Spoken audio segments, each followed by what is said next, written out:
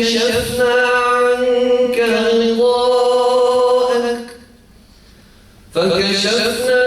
عنك غطاءك فبصرك اليوم حديد. وقال قرينه هذا ما لدي عتيد. ألقيا في جهنم كل كفار عنيد مناع للخير معتد مريب الذي جعل مع الله إلها آخر فألقياه في العذاب الشديد.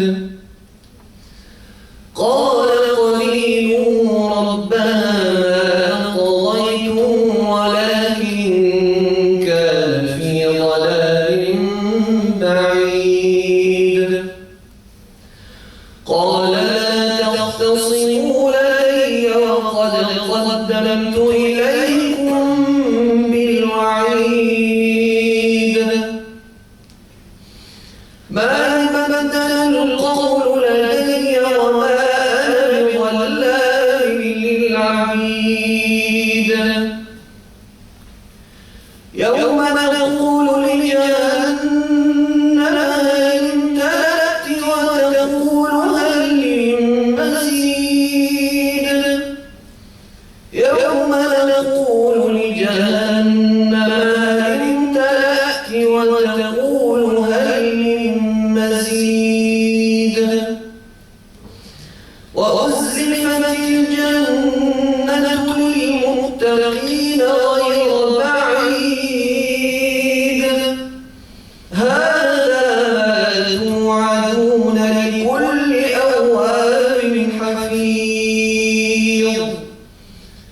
من خشي الرحمن بالغيب وجاء بقلب منيب ادخلوها بسلام ذلك يوم الخلود لهم ما يشاءون فيها ولدينا مزيد. صدق الله العظيم. بسم الله الرحمن الرحيم. الصلاة والسلام على أشرف الأنبياء والمرسلين سيدنا محمد وعلى آله وصحبه أجمعين. اللهم اشرح لي صدري ويسر لي أمري واحلل عقدة من لساني يفقهوا قولي. السلام عليكم ورحمة الله. D'abord, évidemment, on remercie les organisateurs de cette rencontre, l'association L'Aube du Savoir. On les remercie pour leur effort. On remercie notamment le frère Naïm qui s'occupe des invitations. Et on vous remercie également pour votre présence. Et cela va nous permettre de vérifier deux hadiths du prophète alayhi salatu wassalam. Cette rencontre que nous faisons aujourd'hui est très importante car nous suivons la tradition prophétique, la tradition de notre modèle et de notre prophète alayhi salatu wassalam. Sallu ala nabi sallallahu alayhi wa sallam. Le prophète nous explique et nous apprend que lorsque des musulmans se rencontrent et font des rappels, se rappellent d'Allah tabaraka wa ta'ala, eh bien il se passe un certain nombre de choses.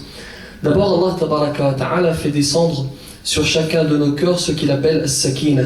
Il fait descendre sur nos cœurs la quiétude. Il tranquillise nos cœurs. Ensuite, il nous couvre par sa miséricorde, il nous couvre par les anges qui sont présents aujourd'hui, même si on ne les voit pas, et il mentionne chacun de nos noms parmi les siens. Et c'est un honneur qu'Allah tabaraka wa ta'ala mentionne nos noms. Ça, c'est la première des choses.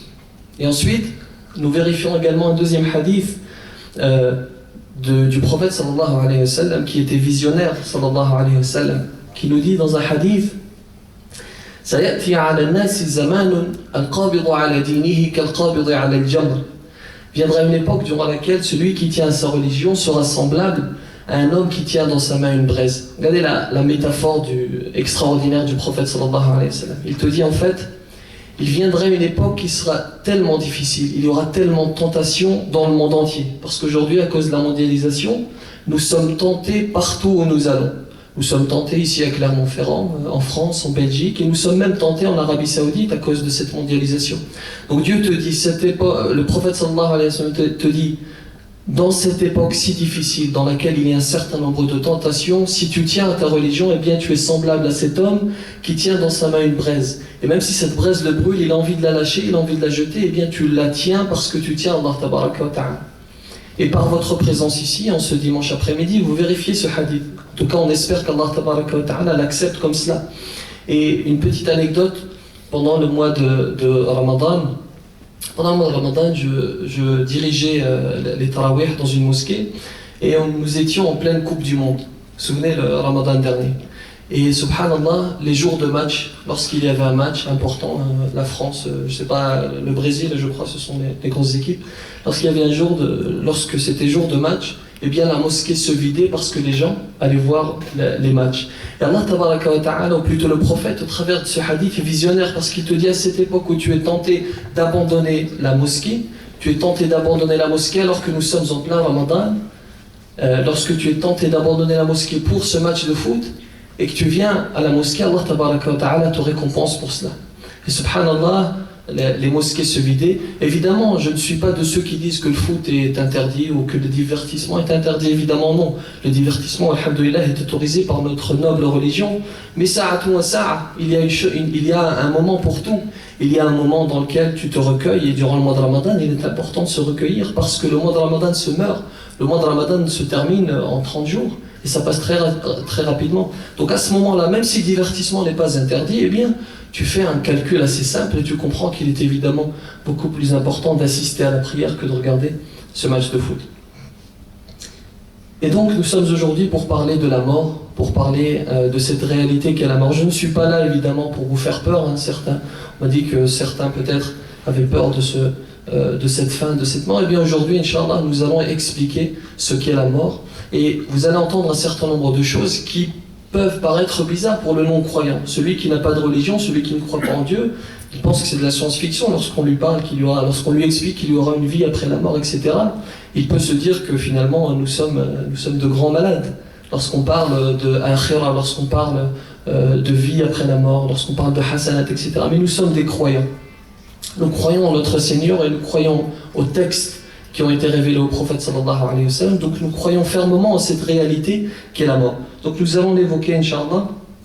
Et généralement, cette peur, en fait, elle résulte d'une ignorance. Elle résulte du fait que nous ignorons, en fait, ce qu'est la mort. Et lorsque tu ignores quelque chose, eh bien, généralement, tu en as peur. Et nous allons, Inch'Allah, essayer de comprendre ce qu'est cette mort. Et vous avez cette fameuse phrase de Shakespeare qui dit lorsque tu ne peux éviter quelque chose, il faut l'embrasser. Lorsque tu ne peux éviter une réalité, il faut l'embrasser. Et je me permets de citer Shakespeare, il n'y a aucun mal à le citer. La sagesse, c'est elle qui guide le musulman. Car le diable lui-même, Shaitan, à un moment donné, a eu une parole de sagesse. Lorsque ce fameux récit de Abu Hurayra, le compagnon du prophète sallallahu alayhi wa sallam, sallu ala rasulillah, prenez cette habitude. Ce compagnon du prophète sallallahu alayhi wa sallam, le prophète un jour lui a confié les clés de la maison dans laquelle était entreposée Az-Zakah.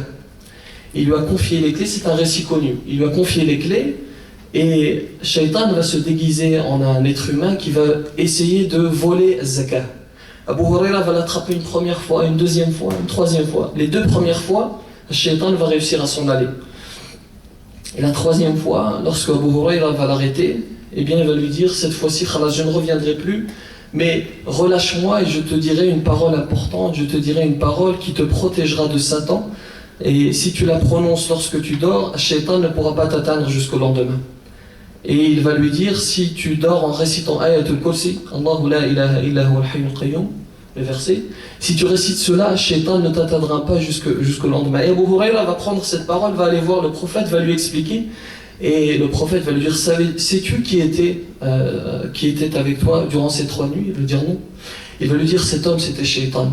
Il s'était déguisé en un être humain et il est venu t'apporter cette parole. Et même si c'est un menteur, il t'a donné une parole véridique. Même si c'est un menteur, même s'il n'est pas musulman évidemment, il t'a donné une parole véridique, une parole sage. C'est pour cela qu'il n'y a aucun mal à citer des paroles, vous savez, comme Shakespeare, il n'y a aucun problème. On cite évidemment notre prophète sallallahu alayhi wa sallam qui est notre modèle, mais lorsqu'une parole nous paraît sage, nous paraît juste, il n'y a aucun mal à la citer. Donc la mort peut nous faire peur, la mort peut nous choquer, et elle nous choque lorsqu'il s'agit d'un proche. Vous savez, lorsqu'on perd une connaissance, qu'on ne connaît pas très bien, souvent on est affecté un petit peu, mais on n'est pas totalement choqué. Lorsqu'il s'agit d'un proche, lorsqu'il s'agit de son fils, de son père, nous sommes extrêmement choqués.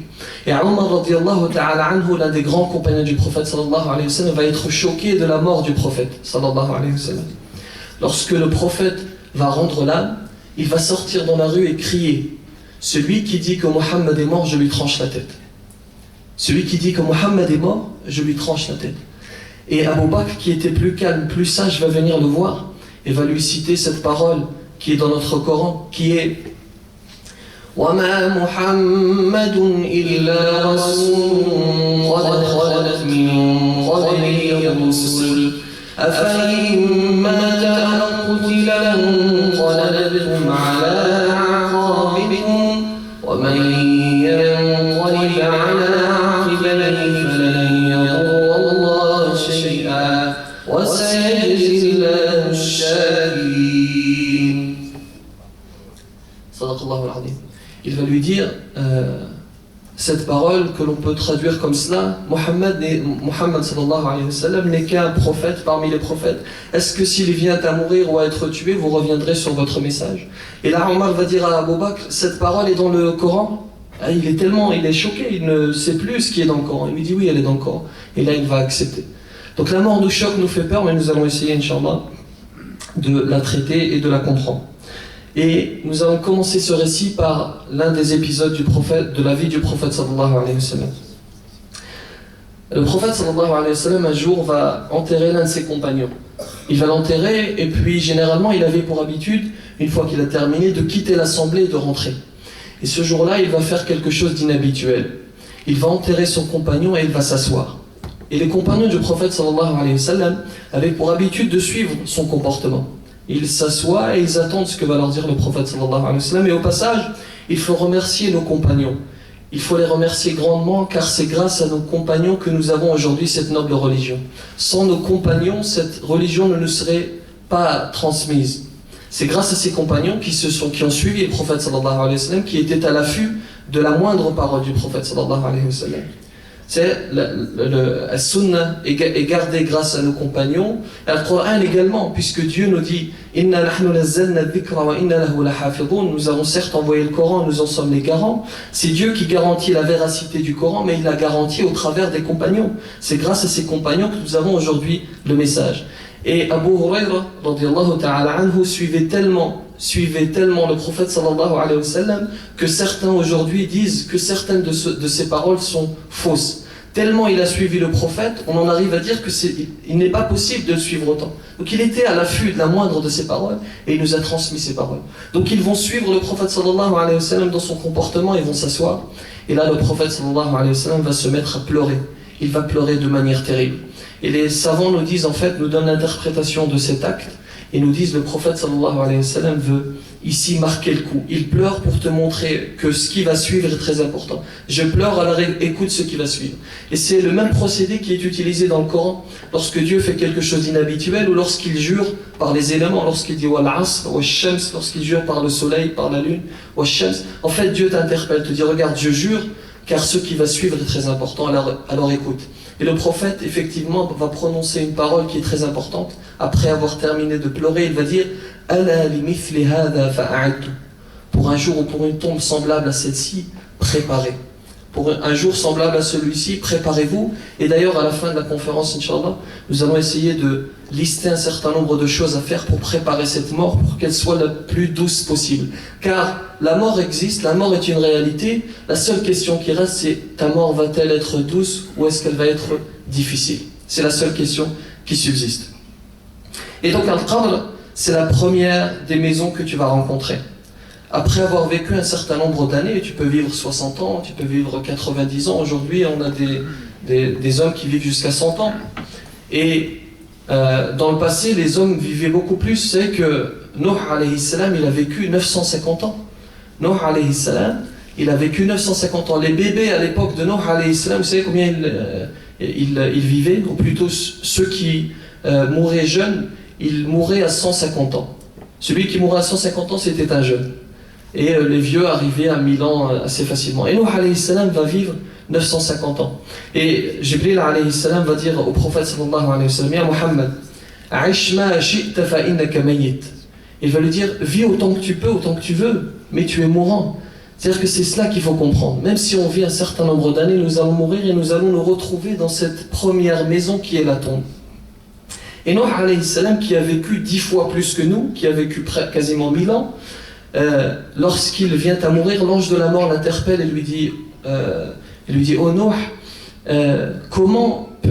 que penses-tu de la vie que tu as passée sur terre? Et il va donner cette célèbre phrase, il va dire c'est comme si j'avais construit une maison, que je suis rentré par une porte et que je suis sorti par une deuxième porte. C'est 1000 ans, c'est la description qu'il donne. Donc la première des choses dont il faut prendre conscience, parce qu'on le sait, tout le monde le sait, mais il y a une différence entre savoir et prendre conscience du fait que nous sommes éphémères, que nous sommes voués à mourir, que nous sommes voués à rencontrer cette première maison. Et donc, subhanallah, nous avons un certain nombre de frères qui se mobilisent corps et âme pour construire de gigantesques maisons. Et nous en connaissons tous, que ce soit ici, que ce soit au Bled, en Maroc, en Algérie, etc. Des maisons immenses que peut-être ils n'habiteront pas. Nous connaissons des frères qui pendant 10 ans vont construire une maison, et subhanallah, Dieu leur destine de ne pas y vivre ne serait-ce qu'un jour. Et encore une fois, il n'est pas interdit, comprenez-moi bien, il n'est pas interdit de construire une maison, il n'est pas interdit d'avoir de l'argent, tout cela n'est pas interdit. Ce qui est demandé par Allah tabaraka wa ta'ala, c'est de construire cette maison ici et surtout de construire la maison qui va t'attendre lorsque tu vas rentrer dans ta tombe. Parce que c'est la maison dans laquelle tu vas rester le plus. Et subhanallah, nous construisons et nous rendons joli un certain nombre de maisons que nous allons habiter peut-être 40 ans. Et nous oublions et nous délaissons des maisons dans lesquelles nous allons vivre un certain nombre d'années. Et Sulayman ibn Abd al-Malik a demandé un jour à un imam, il lui a dit: ô imam, pourquoi est-ce que nous détestons la mort? Et ça c'est une question importante, parce qu'un certain nombre d'entre nous détestent la mort. Lorsque tu lui demandes, soit il a peur, soit il n'aime pas la mort. Et l'imam va répondre: en fait, nous détestons la mort parce que nous ne voulons pas quitter de grandes et belles maisons pour des maisons que nous avons délaissées. Est-ce que vous quitteriez une villa pour un appartement miteux? Est-ce que vous le ferez? Personne ne le fera. Donc c'est pour cela que nous n'aimons pas la mort, parce que nous ne l'avons pas préparée. Parce que celui qui a préparé sa mort, il n'a qu'une envie, c'est d'aller. Celui qui a construit sa maison dans l'au-delà, il n'a qu'une seule envie, c'est de la rejoindre. Alors si tu n'as rien construit, évidemment, tu veux rester ici. C'est pour ça que tu t'accroches, c'est pour ça que tu as peur de cette mort. En fait, tu n'as pas peur de la mort, mais tu as peur de cette réalité. Tu as peur du fait que tu n'as rien qui t'attend sous terre. Et donc il est important à ce stade de définir cette conception que nous devons avoir de la mort.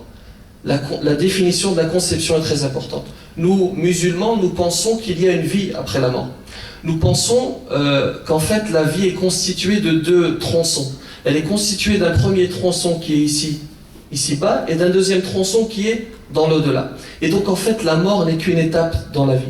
La mort n'est qu'une étape dans la vie. Et nous devons aimer cette mort, parce que c'est grâce à cette mort que nous allons rejoindre Allah tabaraka wa ta'ala. Lorsque Ibrahim alayhi salam vient à mourir, Ibrahim alayhi salam qui était un Khalil. Vous savez ce que c'est le Khalil? Le Khalil, c'est l'ami intime. Il était l'ami intime de Dieu. Et lorsque Allah tabaraka wa ta'ala envoie l'ange de la mort, lorsqu'il envoie l'ange de la mort prendre l'âme de Ibrahim, Ibrahim est surpris, alayhi salam. Il est surpris. Il dit à l'ange: est-ce qu'un ami, en parlant d'Allah tabaraka wa ta'ala, est-ce qu'un ami envoie l'ange de la mort pour prendre l'âme de son ami? Et vous savez ce que Dieu répond? Est-ce qu'un ami refuse de venir rejoindre son ami? Est-ce qu'un ami refuse de venir rejoindre Allah tabaraka wa ta'ala? Donc nous devons aimer cette mort, parce que sans cette mort nous ne pourrions pas accéder au paradis, nous ne pourrions pas accéder à Allah tabaraka wa ta'ala. C'est cette mort qui va nous rapprocher d'Allah tabaraka wa ta'ala. Et il y a un hadith du prophète sallallahu alayhi wa sallam qu'il est important d'analyser, qui est Akthiru min dhikri hadimil ladhat. Rappelez-vous de manière constante, de manière récurrente, le destructeur de plaisir. Et un certain nombre de savants expliquent ce hadith. Rappelez-vous, le prophète sallallahu alayhi wa sallam, encore une fois, s'il fait quelque chose ou s'il dit quelque chose, il le fait sciemment. Lorsqu'il dit « rappelez-vous du destructeur de plaisir », il ne le fait pas sans but. Il aurait pu dire « rappelez-vous de la mort ». Il a dit « rappelez-vous le destructeur de plaisir ». Et lorsqu'on fait une analyse sommaire de ce hadith, on pourrait voir apparaître une contradiction. Rassurez-vous, nulle contradiction, mais écoutez bien.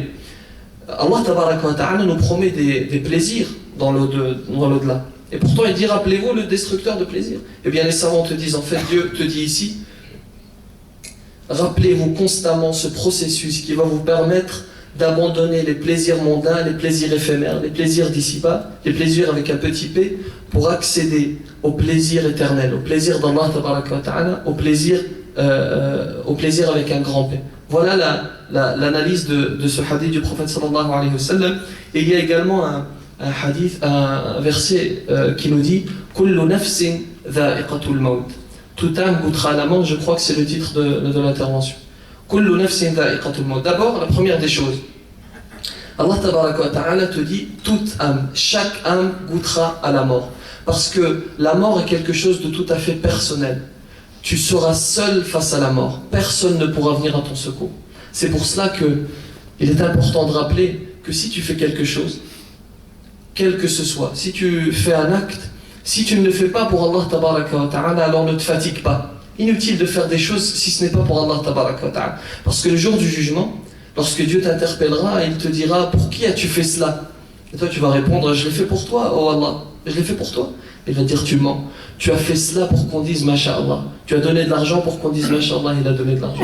Tu as fait une bonne action, tu pries, tu as jeûné, tu as été à l'Hajj. On a beaucoup ce phénomène de gens qui partent au pèlerinage pour qu'on dise Masha'Allah, il a été au pèlerinage. Il est devenu un Hajj maintenant.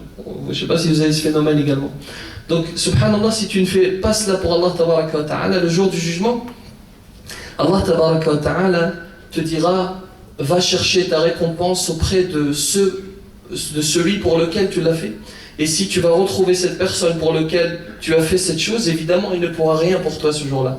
Ce jour-là il est comme toi, il cherche la miséricorde d'Allah tabaraka wa ta'ala. Donc inutile de te fatiguer mon frère, ma soeur.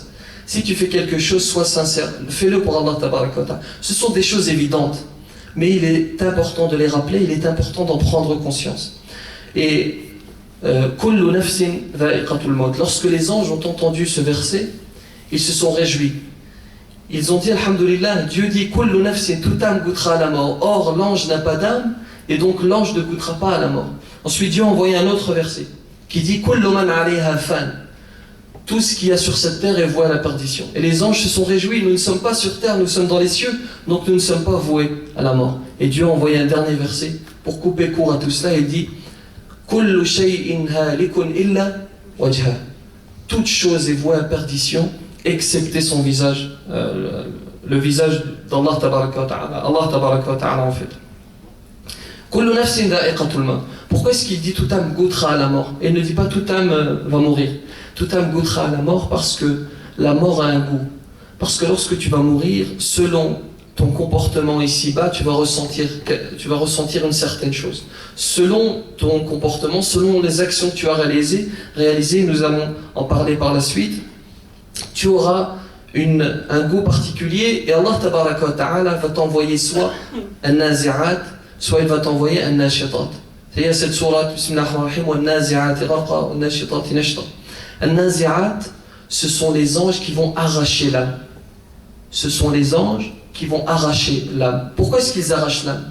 Ils arrachent l'âme parce que tu ne veux pas aller vers la mort. Et tu t'accroches et l'ange va tirer jusqu'à retirer cette âme de force. Et il y a un nashitat, il y a les anges qui vont venir recueillir ton âme.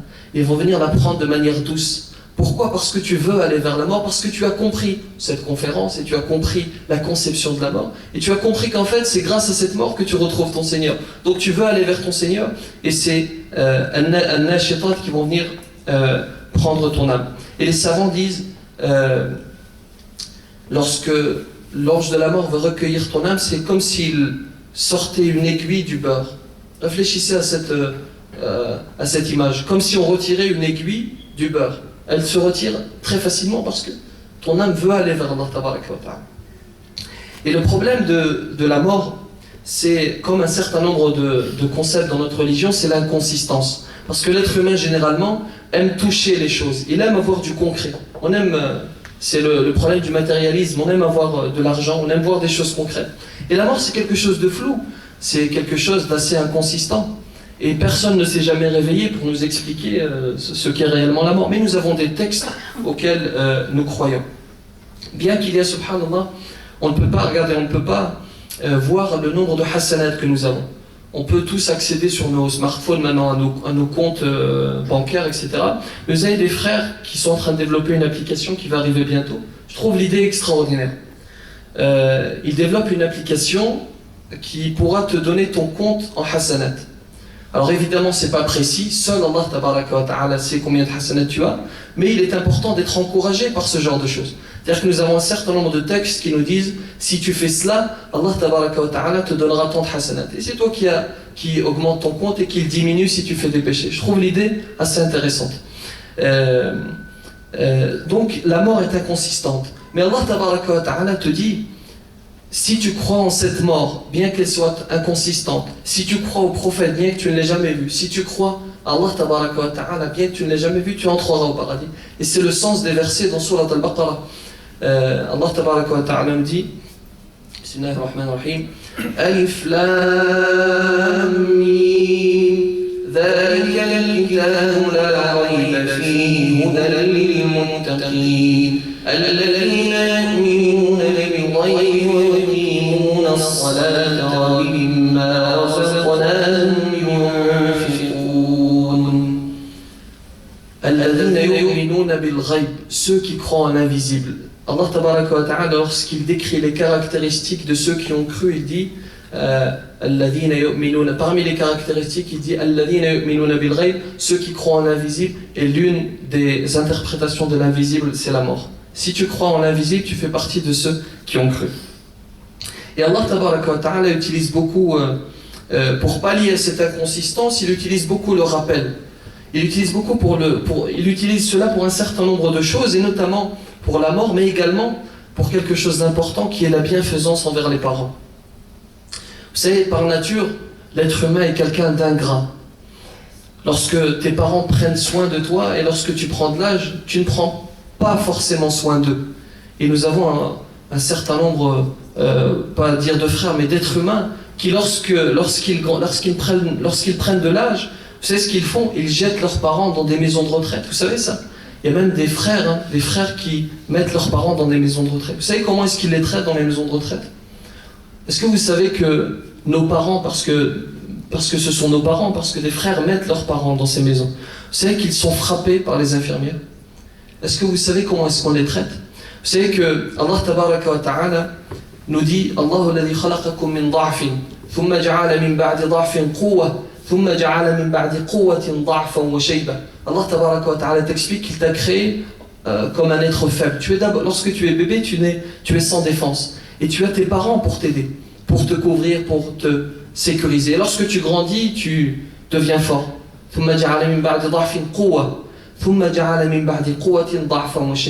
Et lorsque tu redescends, lorsque tu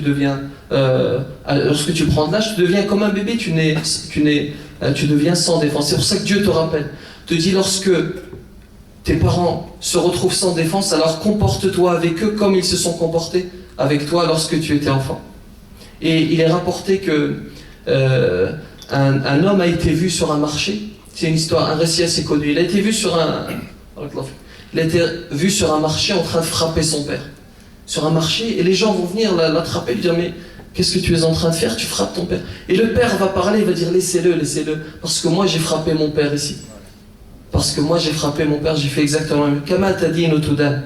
C'est comme tu fais, on te fera. Ça c'est une règle qu'il faut comprendre. Comme tu fais, on te fera. Et puis, cette mort que nous essayons de définir, sachez qu'elle ne prévient pas qu'elle peut survenir à n'importe quel moment. Elle peut survenir à n'importe quel moment et je peux mourir en train de parler maintenant. Allah tabaraka wa ta'ala a décidé de nous cacher la date de notre mort. Et les savants nous disent Dieu nous cache la date de notre mort pour une raison simple, pour t'éviter de faire des calculs. Si tu sais que tu meurs dans 5 ans, là, tu vas dire pendant 3 ans, je désobéis à Dieu et puis le reste du temps, je l'obéis à Allah tabaraka wa ta'ala. Et Dieu te cache cela par sagesse, pour que tu te dises je peux mourir à n'importe quel instant. Et j'espère, Inch'Allah, que je mourrai en train d'expliquer cette noble religion. J'espère qu'on mourra dans une situation qui plaît à Allah tabaraka wa ta'ala. Parce que tu seras ressuscité,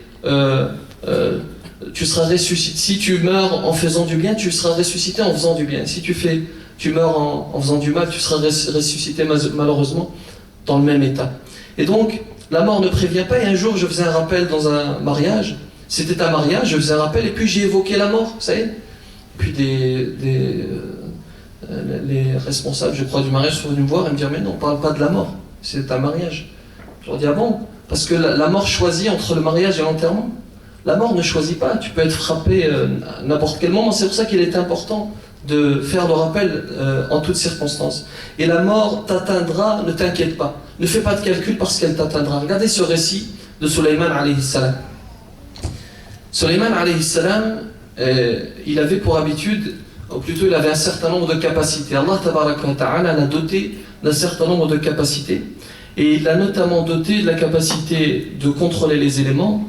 Et il avait cette capacité de recevoir l'ange de la mort. L'ange de la mort, il pouvait prendre l'ange de la mort comme invité. Puis un jour, l'ange de la mort vient rendre visite à Sulayman alayhi salam. Il vient lui rendre visite, et puis la visite prend fin. Et lorsqu'il s'en va, il était accompagné, Sulayman alayhi salam était accompagné de son ministre. Et le ministre va interpeller Sulayman et lui dire qui était cet homme. Parce que l'ange de la mort prenait évidemment l'apparence d'un homme. Qui était cet homme? Et Sulayman va lui dire pourquoi est-ce que tu poses cette question? Il va dire parce que cet homme, lorsqu'il nous a quittés, il m'a fixé, il m'a dévisagé de manière terrible. Il m'a fixé, il m'a dévisagé comme on ne l'a jamais fait. Et il va dire cet homme c'est l'ange de la mort.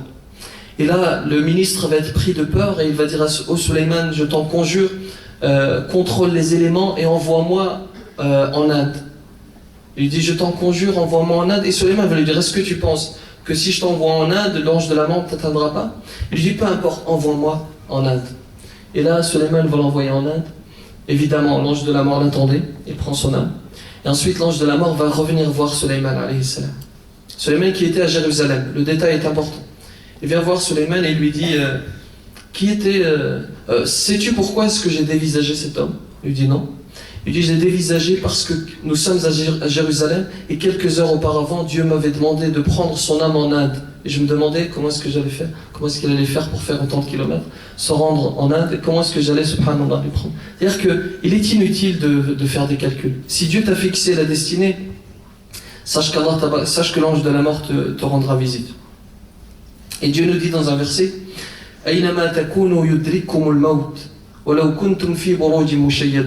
où que vous soyez, la mort vous atteindra, fussiez-vous dans des tours imprenables. Et Allah tabaraka wa ta'ala dit la mort vous atteindra parce que, comme nous le disions, par nature, l'homme fuit la mort parce qu'il en a peur. Et lorsque tu vas être enterré, une seule chose va rester. Ce sont tes bonnes actions. Tout le reste va repartir. Tout l'argent que tu avais amassé va rester ici. Ta famille va t'enterrer, va repartir, va peut-être t'oublier au bout d'un certain temps. Et tu seras seul avec ton action. Et le prophète sallallahu alayhi wa sallam nous dit lorsque le fils d'Adam meurt, ses actions sont interrompues excepté 3 choses. Soit tu avais une science qui va te servir, soit tu avais un enfant qui va faire des invocations, soit l'amal, sadaqa jariya. Soit tu as fait une aumône et tu as fait une aumône qui va te servir, sadaqa jariya.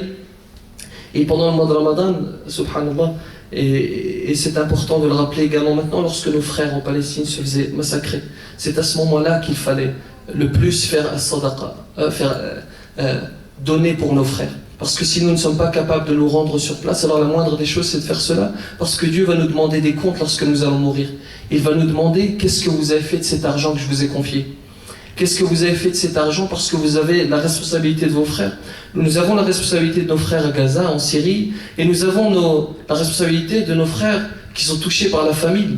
Vous savez, les Somaliens, lorsqu'il y a quelques années, la Somalie a été touchée par la famine, durant la même période, la Grèce a été touchée par la crise durant la même période. Les deux avaient besoin d'argent. La Grèce avait besoin d'argent parce qu'elle était en faillite et la Somalie avait besoin d'argent parce qu'elle était touchée par la famine. Et immédiatement, la communauté internationale s'est mobilisée pour débloquer des milliards pour la Grèce. Et la communauté s'est mobilisée pour débloquer quelques milliers ou quelques millions d'euros pour la Somalie. Vous voyez, le deux poids, deux mesures. Parce que la Grèce est un pays riche et il doit rester riche. Le riche doit rester riche pour que le pauvre reste pauvre. Et le Somalien, est-ce qu'il est moins important que le Grec? Non, il n'est pas moins important. Et c'est pour cela que Dieu va nous poser des questions et va nous demander des comptes sur ces frères que nous avons peut-être abandonnés. Et nous allons nous intéresser, Inch'Allah, à la mort d'un certain nombre de nos prédécesseurs. Regardez par exemple ce compagnon du prophète sallallahu alayhi wa sallam qui s'appelle Amr ibn al-As. Amr ibn al-As, c'est un compagnon, c'est grâce à lui que l'Égypte est aujourd'hui musulmane. Amr ibn al-As. Et Amr ibn al-As, durant toute sa vie, il a cherché à connaître, à déterminer le goût qu'avait la mort. Lorsque Dieu a dit Kullu nafsin dha'iqatul maut, ça l'a intrigué, il a voulu savoir. Et durant toute sa vie, il n'a pas réussi à avoir cette information. Et comme pour rendre hommage à son travail, lorsque lui-même va mourir, il va attraper son fils et va lui décrire ce qu'il ressent. Regardez la mort de Amr ibn al-As, qui est l'un des compagnons du prophète sallallahu alayhi wa sallam. Parce que la séparation est difficile, la séparation du corps et de l'âme est difficile. Il va dire, ces paroles qui sont restées célèbres, il va dire, c'est comme si ton père était un oiseau auquel on a coupé les ailes et qui frit dans de l'huile bouillante.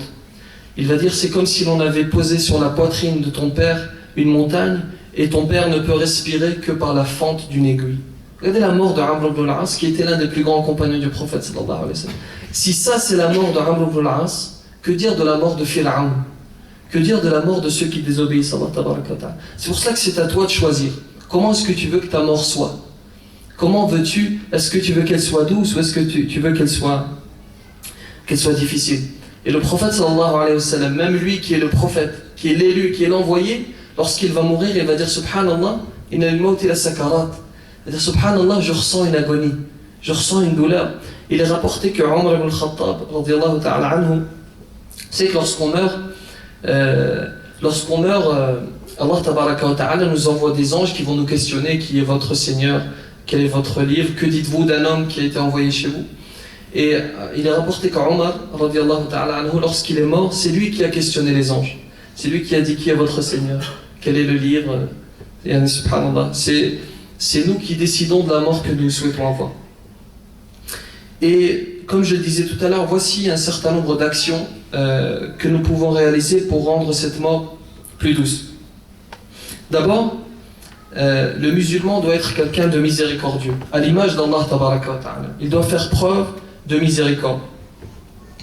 Et il ne faut condamner personne. Souvent on trouve des gens, lorsqu'il est un petit peu dans la religion et qu'il voit une personne un petit peu égarée, temporairement, il dit khlas hada, il est en enfer. Lorsqu'il voit une femme qui porte pas le voile, peut-être elle dit elle porte pas le voile, khlas, elle est égarée. Mais qui te donne le droit de juger? Qui te donne le droit de faire entrer les gens au paradis ou faire entrer les gens en enfer? Subhanallah. Regardez cette histoire, ce sont deux frères. Un frère qui adore Allah tabaraka wa ta'ala, de manière continuelle, etc. Et puis son frère qui est un petit peu égaré, peut-être temporairement. Et ce frère va dire, et cet homme va dire à son frère, toi, tu n'entreras jamais au paradis. Il est rapporté que lorsqu'ils se sont retrouvés devant Allah tabaraka wa ta'ala a dit à celui qui lui désobéissait, toi, entre au paradis par ma miséricorde. C'est ce qu'il a dit à l'autre, à celui qui l'adorait. Il a dit, toi, entre en enfer parce que tu as réduit ma miséricorde. C'est pour ça qu'il ne faut jamais juger.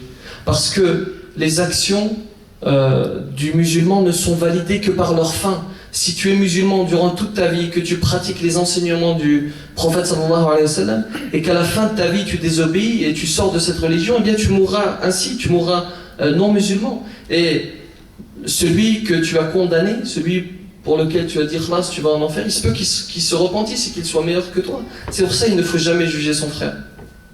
Et il faut être cohérent. Il faut être musulman à l'extérieur et il faut l'être à l'intérieur. Parce que nous, malheureusement, nous sommes touchés par ce mal. On s'habille, on met le qamis, etc. Mais à l'intérieur, regardez Khadija radiallahu ta'ala anha, la femme du prophète sallallahu alayhi wa sallam, bien que ce soit le prophète, avant qu'elle se marie, elle a entendu du bien à propos du prophète sallallahu alayhi wa sallam, et malgré cela, elle a décidé d'envoyer un homme qui s'appelle Maïsara avec le prophète sallallahu alayhi wa sallam pour voir si son comportement est réel, si ce n'est pas uniquement de l'extérieur. Et Omar radiallahu ta'ala anhu un jour va accueillir un homme qui va lui dire: je veux que tu me mettes responsable de telle organisation. Et Omar radiallahu ta'ala anhu va lui dire: alors dans ce cas-là, si tu souhaites ce poste, amène-moi quelqu'un qui va témoigner pour toi. Et cet homme va en amener un autre pour témoigner. Et cet homme, et Omar radiallahu ta'ala anhu va poser des questions à cet homme qui vient témoigner pour ce frère. Il va lui dire: est-ce que tu connais son voisinage? Vous savez, les fameuses conditions. Est-ce que tu connais son voisinage? Tu sais comment il est avec son voisinage? Il va dire non. Est-ce que tu as déjà voyagé avec lui pour voir son comportement? Non. Il va lui dire: peut-être, est-ce que tu l'as vu, peut-être l'as-tu vu prier à la mosquée? Il va dire: oui, je l'ai vu à la mosquée prier. Il va lui dire: la shahadata lak. Tu n'as pas de témoignage. Ton témoignage n'est pas bon. Parce que ce n'est pas parce que l'homme prie à la mosquée, parce qu'il a l'apparence du musulman, qu'il est forcément. Il faut faire attention. Même si sa barbe elle fait 4 mètres, il faut faire attention. C'est pas parce qu'il a l'apparence du musulman qu'il est, comme on dit, l'habit ne fait pas le musulman, l'imam. L'habit ne fait pas l'imam. Adaptons la citation. Et donc, il faut faire attention à être cohérent entre l'extérieur et l'intérieur. Il faut que l'extérieur soit en cohérence avec l'intérieur.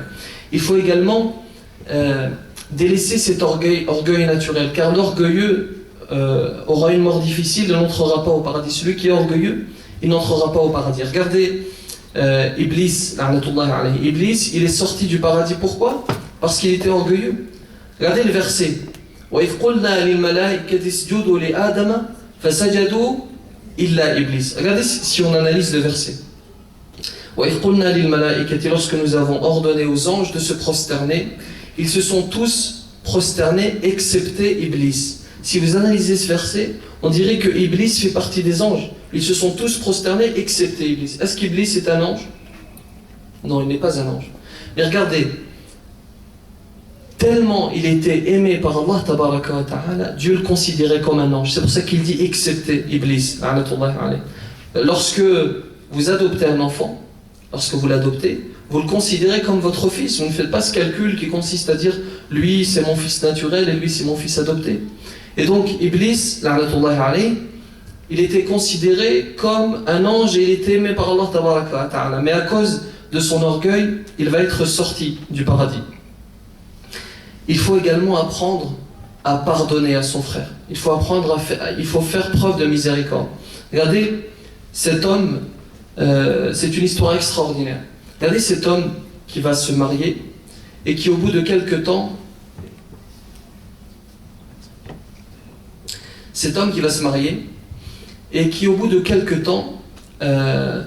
va apprendre, au bout uniquement quelques semaines, va apprendre que son épouse est enceinte. Il comprend donc que l'enfant n'est pas de lui, et son épouse va se repentir. Elle va se repentir sincèrement, elle va demander à son mari de lui pardonner. Et c'est quelque chose d'extrêmement difficile. Et le mari va décider, malgré que ce soit très difficile, il va décider de lui pardonner. Et il va faire bien mieux. Et non seulement il va lui pardonner, mais regardez ce qu'il va faire. En fait, si elle accouche au bout de quelques semaines, tout le monde va comprendre évidemment que le bébé n'appartient pas à l'homme qu'elle a épousé. Et il va décider de cacher le défaut, de cacher le péché de son épouse. Regardez comment il va faire. Il va attendre que sa femme accouche, il va l'assister dans son accouchement, et ensuite il va se saisir de l'enfant, et il va aller à la prière de l'Fajr, au moment où les mosquées sont vides. La prière de l'Fajr, c'est la même chose, je suppose ici, les mosquées sont vides. Il va aller à la prière de l'Fajr, il va se saisir de l'enfant, et il va attendre que la prière débute, que l'imam dise Allahu Akbar. Lorsque l'imam dit Allahu Akbar, il est devant la porte et il dépose l'enfant, juste devant la porte, et ensuite il va prier avec tout le monde. Et pendant la prière, le bébé va pleurer et tout le monde est intrigué par les pleurs du bébé. Et à la fin de la prière, tout le monde se rue vers le bébé, ils vont le prendre. Et c'est ce qu'il va faire. Il va se faufiler. Il va dire, si personne n'en veut, je vais le prendre, je vais l'adopter. Vous voyez? Il a pardonné à son épouse. Il a assisté dans son accouchement. Et il a caché son péché. C'est comme ça que nous devons être. Nous ne devons pas être des gens qui révélons. Et subhanallah, c'est une spécialité. Dès qu'un frère commet une erreur, on se charge de la transmettre à tous ceux qui ne sont pas au courant. C'est ce qu'il a fait, lui. Ou alors lorsqu'un frère se repentit, c'est lui qui t'écoute alors qu'avant c'était... Vous voyez, parce que l'être humain est quelqu'un qui juge. Nous avons pour habitude de juger. Et donc il pardonne et il cache son épouse. Il faut également éviter c'est ce dont on parlait, de manger la chair de son frère. Il faut éviter toutes ces mises en garde. Vous savez, transmettez ce message. Évitez toutes ces mises en garde dont font l'objet un certain nombre de prédicateurs. Je vais vous raconter une anecdote qui est arrivé à Ismaël Mounir. Vous connaissez Ismaël Mounir, le conférencier? Ismaël Mounir était dans sa mosquée, et puis le jour du vendredi, il reçoit un appel, une sœur qui lui dit salam alaikum, est-ce que vous invitez le frère Nader Abou Anas? Bon, toujours la même chose, hein, les mises en garde contre Nader. Et Ismaël va lui dire bien sûr, nous le recevons. Et cette sœur va lui dire, en fait, Nader Abou Anas, les savants ont mis en garde contre lui. Et là, Ismaël va être étonné. Ah bon? Prouve-moi qu'ils ont mis en garde contre Nader. La conversation se termine et la semaine suivante, la femme va rappeler et va dire, c'est bon, j'ai trouvé, Cheikh Ibn Baz a mis en garde contre Nader Abou Anas. Et là, Ismaël va lui dire, Cheikh Ibn Baz, il est mort en 1999. Nader Abou Anas, il n'avait même pas encore commencé la prédication. Pour vous dire, subhanallah, parfois, par ignorance, nous atteignons des sommets. Et c'est pour cela qu'il est important de travailler son intellect. Il est important de travailler son intellect pour éviter de tomber, parce que généralement, le profil de ces gens, ce sont des gens qui ont un parcours scolaire chaotique. Ce sont soit des gens qui se convertissent à l'islam et qui tombent dans l'extrême, soit ce sont des gens qui ont un parcours scolaire assez chaotique et qui en arrivent à de telles bêtises. Et ensuite, il faut renforcer cette relation que nous avons avec Allah tabaraka wa ta'ala, ce qu'on appelle en arabe al-muraqabah, cette conscience qu'Allah tabaraka wa ta'ala est avec nous à tout moment. Et c'est cela qui peut si tu es avec Allah tabaraka wa ta'ala avant ta mort, il sera avec toi après ta mort. Avoir conscience en tout temps, en tout lieu, qu'Allah tabaraka wa ta'ala est présent et qu'il nous regarde. Souvent, lorsqu'on veut commettre un péché, on a souvent, souvent nous avons ce geste, on regarde à droite, on regarde à gauche, si personne nous avoue, on commet le haram.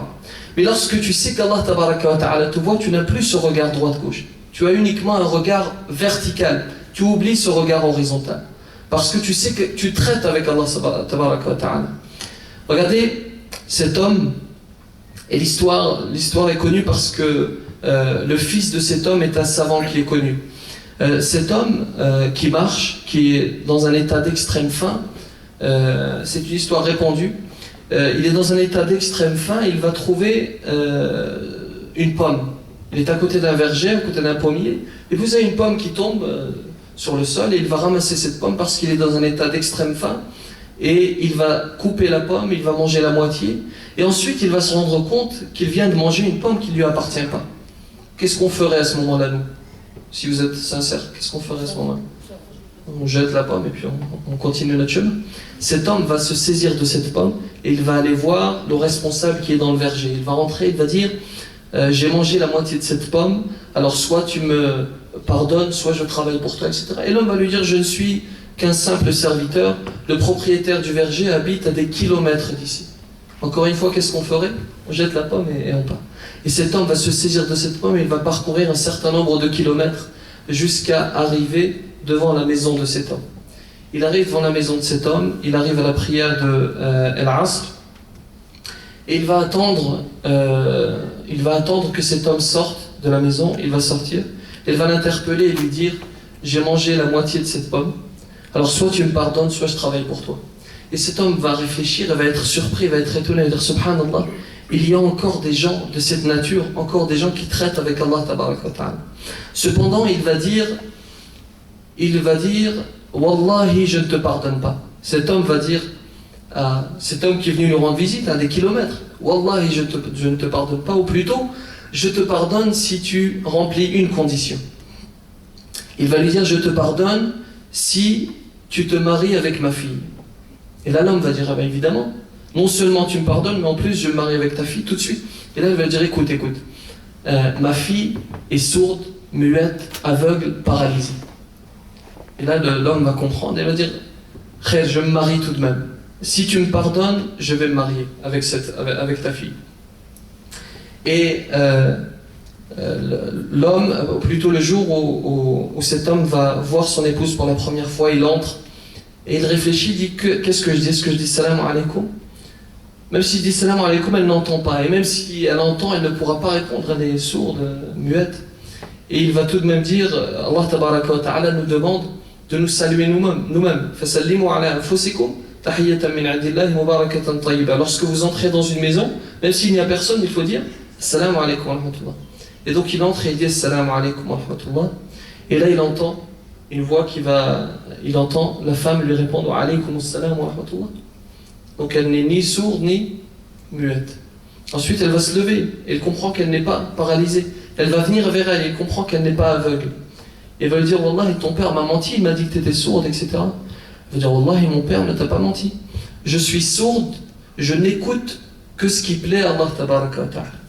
Je suis sourde, je n'écoute que ce qui plaît à Allah tabaraka wa ta'ala. Parce qu'il y a une différence entre entendre et écouter. Lorsque je suis dans la rue, que je passe devant des gens qui ont une conversation, j'entends la conversation. Mais lorsque j'écoute, je le fais sciemment. Elle lui dit, je n'écoute que ce qui plaît à Allah tabaraka wa ta'ala. Je ne vois que ce qui plaît à Allah tabaraka wa ta'ala. Je suis paralysé, je ne vais que vers le bien.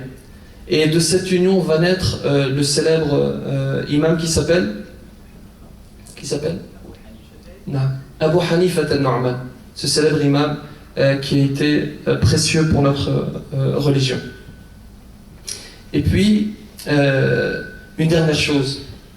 Il est important, et ça c'est un conseil d'un certain nombre de savants, il est important d'invoquer pour soi-même. Souvent nous demandons des invocations venant des autres, mais il est important de faire des invocations pour soi-même. Regardez, c'est illustré par ce récit de l'imam Ahmad ibn Hanbal. L'imam Ahmad ibn Hanbal, c'est un imam qui a rapporté un certain nombre de hadiths. C'est un homme qui a parcouru le monde entier à la recherche du hadith, à la recherche de la parole du prophète sallallahu alayhi wa sallam. Et un jour il arrive dans une ville, il entre dans cette ville, et il entre dans la ville, évidemment tout le monde connaît Ahmad ibn Hanbal, tout le monde connaît le nom Ahmad ibn Hanbal, mais personne ne connaît son visage, puisqu'à l'époque il n'y a pas de caméra, il n'y a pas tout cela. Et donc il entre, et il va se diriger naturellement vers la mosquée, il entre à la mosquée, et il se repose, et il attend, il veut passer la nuit à la mosquée. Le gardien de la mosquée va arriver en fin de journée, il trouve Ahmad ibn Hanbal, et il lui dit, évidemment le gardien connaît Ahmad ibn Hanbal, mais encore une fois, il ne connaît pas son visage. Le gardien va dire à Ahmad ibn Hanbal, il est interdit de dormir à la mosquée. Ahmad ibn Hanbal va être tiré par le gardien, et le gardien va le jeter dehors. Et à ce moment précis, vous avez un homme, un boulanger qui passe et qui voit la scène. Il analyse la scène et il demande des explications, on lui explique. Et le boulanger va décider de prendre Ahmad ibn Hanbal et de lui offrir l'hospitalité. Ahmad ibn Hanbal va suivre le boulanger. Et le boulanger va se réveiller assez tôt pour préparer le pain. Et Ahmad ibn Hanbal va se réveiller avec lui, comme pour le remercier. Et il va constater une chose chez ce boulanger, c'est que ce boulanger fait ce qu'on appelle l'istighfar. Il fait « astaghfirullah, astaghfirullah, astaghfirullah ». Et Ahmad ibn Hanbal va poser une question au boulanger, il va lui dire « Qu'est-ce que cet istighfar t'a amené dans ta vie? Qu'est-ce que, depuis que tu fais cela, est-ce que Dieu a changé quelque chose dans ta vie ?» Et il va lui dire « Oui, subhanallah, depuis que j'ai fait l'istighfar, lorsque je fais une invocation, je suis exaucé. Allah tabaraka wa ta'ala exauce mon invocation. » Il a dit, et ensuite le boulanger va nuancer son propos, il va dire « Dieu m'a donné tout ce que j'ai demandé, excepté une seule chose. » Et Ahmad ibn Hanbal va être intrigué, lui dire qu'est-ce que tu n'as pas reçu d'Allah tabaraka wa ta'ala, quelle invocation n'a pas été exaucée? Il va dire j'ai toujours demandé à rencontrer Ahmad ibn Hanbal, et Ahmad ibn Hanbal va révéler son identité, va dire je suis Ahmad ibn Hanbal, Allah tabaraka wa ta'ala m'a tiré vers toi. Généralement nous cherchons des choses concrètes, hein, c'est ce qu'on disait tout à l'heure, on cherche des choses concrètes pour affronter cette mort. Et bien voilà un certain nombre de comportements, voilà la description de la mort, voilà ce qu'elle va être. Il ne faut pas en avoir peur, il faut comprendre que c'est quelque chose de réel, c'est quelque chose qu'Allah tabaraka wa ta'ala a décidé même pour le croyant, parce que c'est grâce à cela que nous allons le retrouver. Wallahu ta'ala a'la wa a'lam wa ahkam. Il est important de les soutenir, ils ne sont pas financés du tout. Et ce genre d'activité ne peut vivre que par vos dons. Inch'Allah, essayez de les soutenir. On va faire l'invocation, Inch'Allah, de clôture. فإني داع فأمنوا. اللهم أعز الإسلام والمسلمين. اللهم أعز الإسلام والمسلمين. اللهم أعز الإسلام والمسلمين. واهدنا واهد شباب الإسلام والمسلمين. وحرر حرمات المسلمين وأراضي المسلمين ومقدسات المسلمين. أحيي الإيمان في قلوبنا ودلنا عليك يا أرحم الراحمين. اللهم اهدنا فيمن هديت وعافنا فيمن عافيت وتولنا فيمن توليت وبارك لنا فيما أعطيت وقنا واصرف عنا برحمتك شر ما قضيت إنك سبحانك تقضي ولا يقضى عليك إنه لا يذل من واليت ولا يعز من عاديت تباركت ربنا وتعاليت. اللهم اجعل جمعنا جمعا مباركا مرحوما واجعل تفرقنا منه تفرقا سالما موفقا من الشر معصوما ولا تجعل اللهم فينا ولا منا ولا معنا شقيا ولا محروما ولا مطرودا. اللهم اشف مرضى المسلمين. اللهم اشف مرضانا ومرضى المسلمين. اللهم رب الناس مذهب البأس اشف أنت الشافي لا شفاء إلا شفاءك شفاء لا يغادر سقما. اللهم انصر إخواننا المسلمين المظلومين في كل مكان. اللهم انصر إخواننا في فلسطين. اللهم انصر إخواننا في سوريا. اللهم كن مع إخواننا في بورما. اللهم أطعم إخواننا في الصومال. اللهم ارحم موتى المسلمين. اللهم ارحمنا إذا صرنا إلى ما صاروا إليه تحت الجلال والتراب وحدنا. اللهم ارحمنا إذا غسلنا أهلنا. ارحمنا إذا كفنونا. ارحمنا إذا حملنا على أكتافهم وساروا بنا إلى قبورنا وأغلقوا علينا.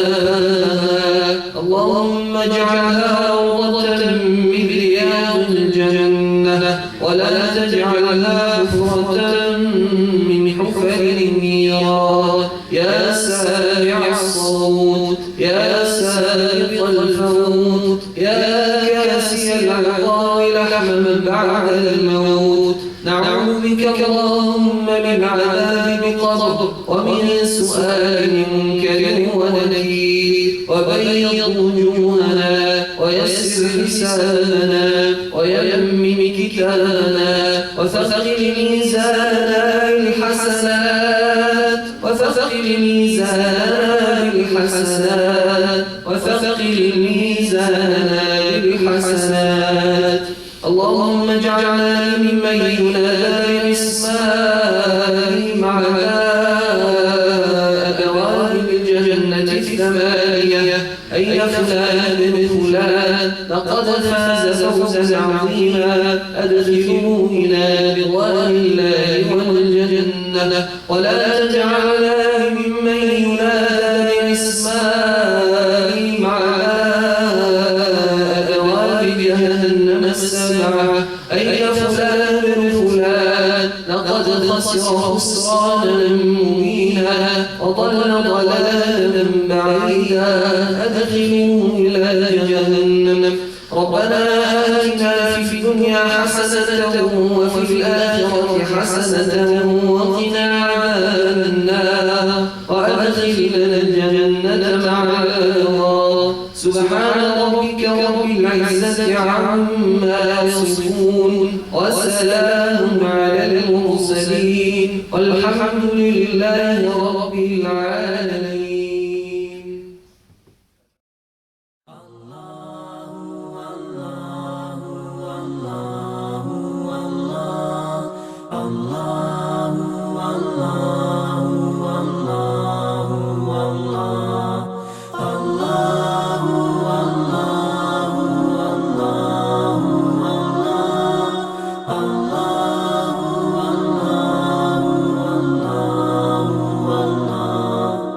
Allah